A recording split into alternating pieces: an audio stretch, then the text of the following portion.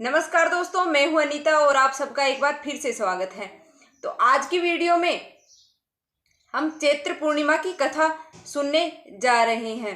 तो चैत्र पूर्णिमा के दिन ही हनुमान जी का जन्म हुआ था, इसलिए चैत्र पूर्णिमा का विशेष महत्व है। धार्मिक मान्यता है कि इस दिन भगवान श्री हनुमान जी प्रभु राम श्री राम का है सहयोग करने के लिए धरती पर जन्मे थे। मान्यता है कि इस दिन भगवान विष्णु और माता लक्ष्मी जी की पूजा करने से भगवान हनुमान जी की भी कृपा हमें प्राप्त होती है। आप इस दिन चैत्र पूर्णिमा का व्रत रख रहे हैं तो आपको यह कहानी है वो अवश्य सुननी चाहिए। तो एक नगर में एक सेठ और सेठानी रहते थे।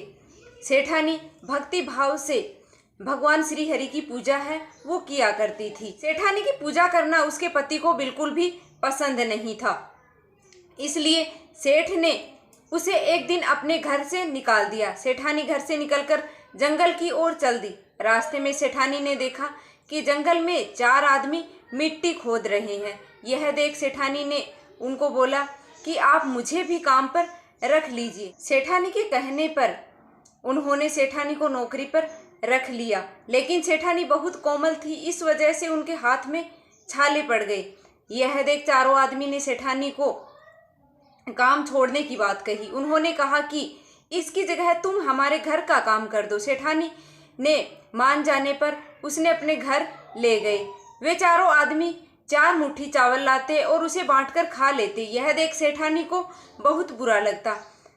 इसे देख सेठानी ने उन चारों आदमी को 8 मुट्ठी चावल लाने को कहा। सेठानी की बात मानकर चारों आदमी 8 मुट्ठी चावल लाए।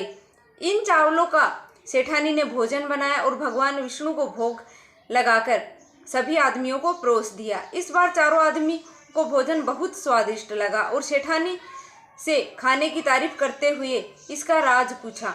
तो सेठानी ने कहा कि ये भोजन भगवान विष्णु का जूठा है, इस वजह से ये स्वादिष्ट लग रहा है। उधर सेठानी के जाने के बाद से सेठ भूखा रहने लगा।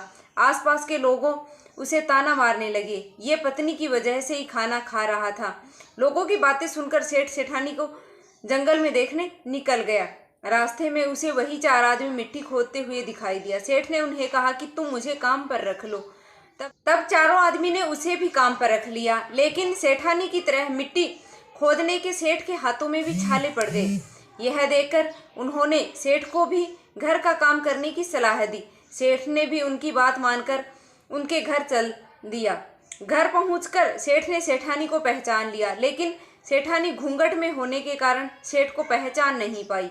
हर दिन की तरह इस बार भी सेठानी ने भगवान विष्णु को भोग लगाकर और सबको खाना परोस दिया। लेकिन जैसे ही सेठानी ने सेठ को खाना परोसने लगी तो भगवान विष्णु ने सेठानी का हाथ पकड़ लिया और कहा कि तुम यह क्या कर रही हो। सेठानी बोली, मैं तो कुछ नहीं कर रही, मैं तो खाना परोस रही हूँ। चारों भाइयों ने सेठानी से कहा कि हमें भी भगवान विष्णु के दर्शन कराओ। सेठानी के अनुरोध पर भगवान विष्णु ने सभी के सामने प्रकट हो गए। यह देख सेठ ने सेठानी से क्षमा मांगी और हाथ पकड़कर घर चलने को कहा। तब चारों भाइयों ने बहन को बहुत सारा धन देकर विदा किया। तब से सेठ भी भगवान विष्णु का भक्त बन गया और पूरी श्रद्धा भाव से पूजा करने लगा।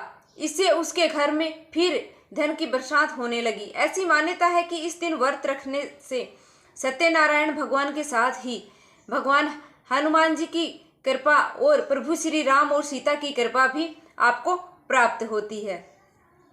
जय हो भगवान विष्णु की।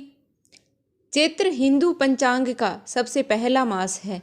इसी महीने से भारतीय नववर्ष का प्रारंभ होता है। हिंदू वर्ष का पहला मास होने के कारण चैत्र मास की बहुत ही अधिक महत्वता होती है। इसी कारण इस महीने का नाम चा पड़ा। मान्यता है कि सृष्टि की रचयिता ब्रह्मा ने चैत्र मास की शुक्ल प्रतिस्पर्धा से ही सृष्टि की रचना आरंभ की थी। उम्मीद करती हूँ कि आज की वीडियो आपको पसंद आई होगी। अगर वीडियो पसंद आई है तो वीडियो को लाइक करके और चैनल को सब्सक्राइब अवश्य कर लेना, ताकि आगे भी ऐसी ही वीडियो आपको मिलती रहे। जय हो भगवान विष्णु की।